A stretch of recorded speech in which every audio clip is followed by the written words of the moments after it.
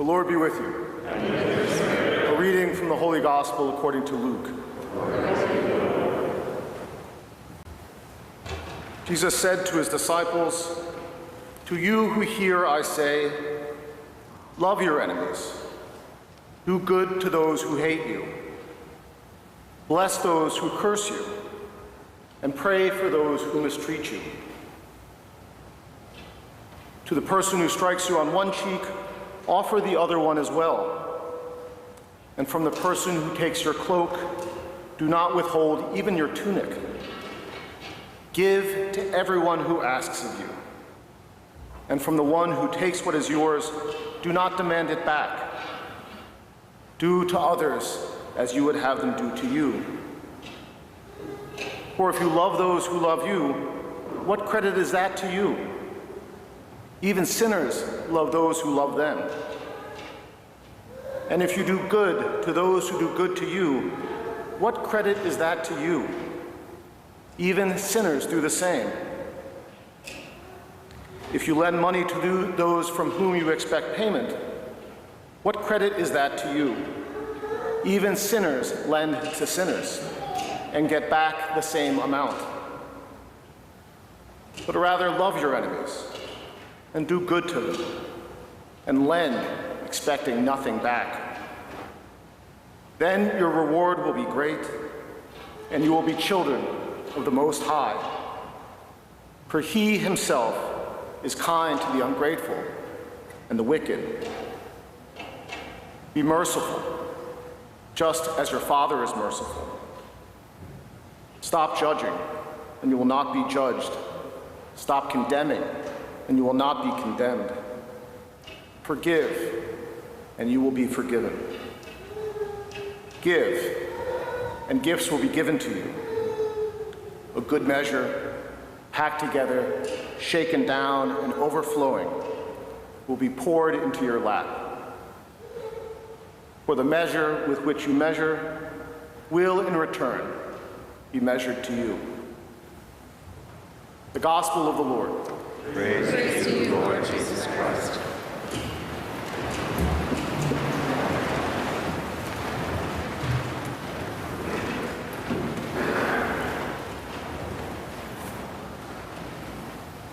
Well, you get a double header today. We're going to reflect on today's Gospel and kick off the annual appeal for Catholic Charities. An aphorism of St. Ambrose ties the two together. What we love, we grow to resemble. The appeal presents us with the choice that is ever before us in times of adversity: cynicism and apathy, or determined love and practical action. As we see in our nation, our city, and sadly in our church, adversity can bring out the worst in us and turn us against one another. There are always people, some of them Catholic, some of them clergy, who fund and foment division for power, fame, and riches. Next time you're watching TV, get a good look at them. Look at their faces. Listen to what they are saying. You can see what it is that they love. But there is another response. Adversity can deepen our gratitude, unite us, and make us more courageous and creative in working for the common good. I see this in our parishioners, our Archbishop, our Archdiocese. Lots of adversity, lots of courageous and creative labor. Here's what some of us wrote about the Archdiocese in their examen for the Synod Reflections.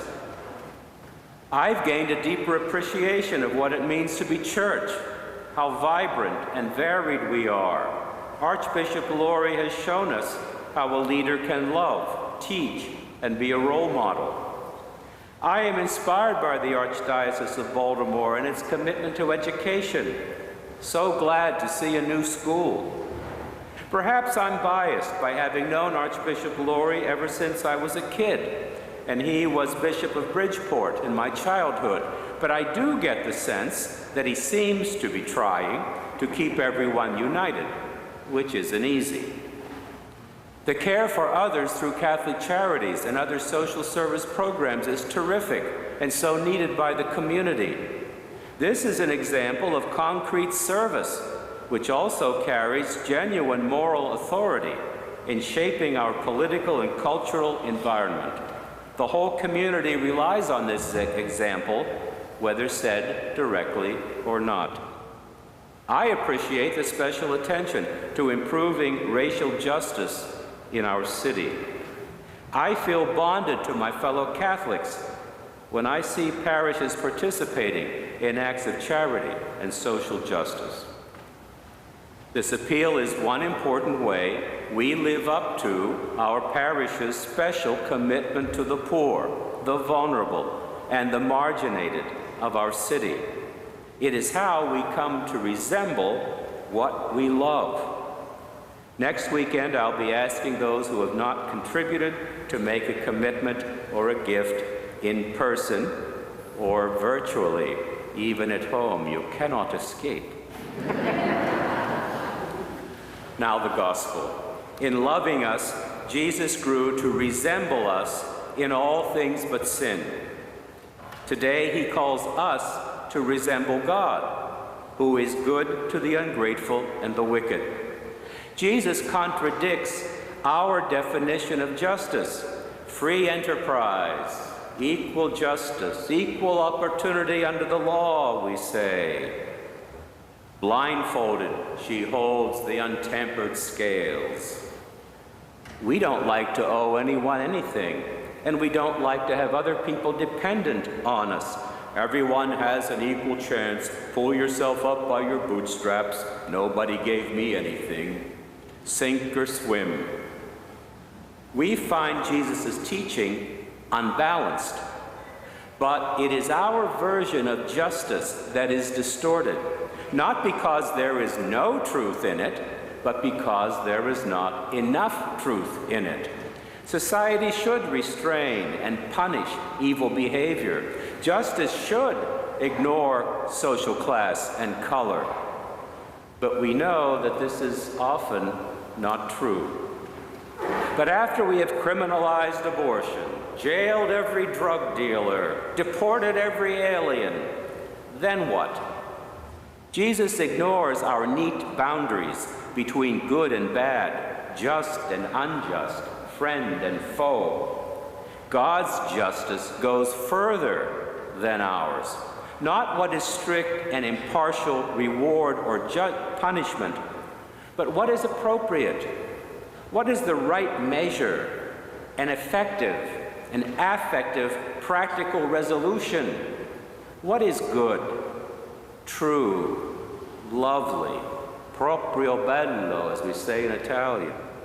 Compassion and pardon are affairs of the heart, a boundless yearning for God's ways. Thy kingdom come, thy will be done. A yearning for interdependence and community, for bridges and not walls. None of us can make the measure of mercy God showers on us the measure we always use with others. We need to ask for help when our ability or our willingness to forgive is blocked. When we recognize how fickle and self-serving our version of love can be, our capacity to receive and become channels of the infinite mercy and compassion of the Father grows. We continue to discover in our own lives the relentless compassion of the Father revealed in the flesh and blood life of Jesus, who did not turn his back on us beggars, who really did turn the cheek to insult and derision, who really did give away coat and shirt, who really did die with pardon on his lips. Gradually, we come to resemble the passionate indifference of the Heavenly Father, who loves good and bad, committed and cynical, sinner and saint, all of which exist in me. Compassion is most powerful when we are emptied of the need to perform, when we stop feeling inadequate and avoid it because we don't have easy answers and we can't fix other people's lives for them. Gradually, there is in my life a great largesse, a quiet dignity, a courageous determination, and a lack of pettiness and spite. If we are living the gospel, we will even make other Catholics uncomfortable. We will be accused of being political and divisive because we call for God's justice in our society and in our church. We respond to that criticism with gentleness and resistance, by not turning back, by standing with the exploited and the vulnerable, the unborn, minorities of every kind, immigrants, refugees, the elderly. As Martin Luther King said, I believe that unarmed truth and unconditional love will have the final word in reality. That is why right, temporarily defeated, is stronger than evil triumphant. When we love those who do not love us, God's love within us always grows. Give and it will be given to you. A good measure, pressed down, shaken together, running over, will be put into your lap. For the measure you give will be the measure you get back. What we love, we come to resemble.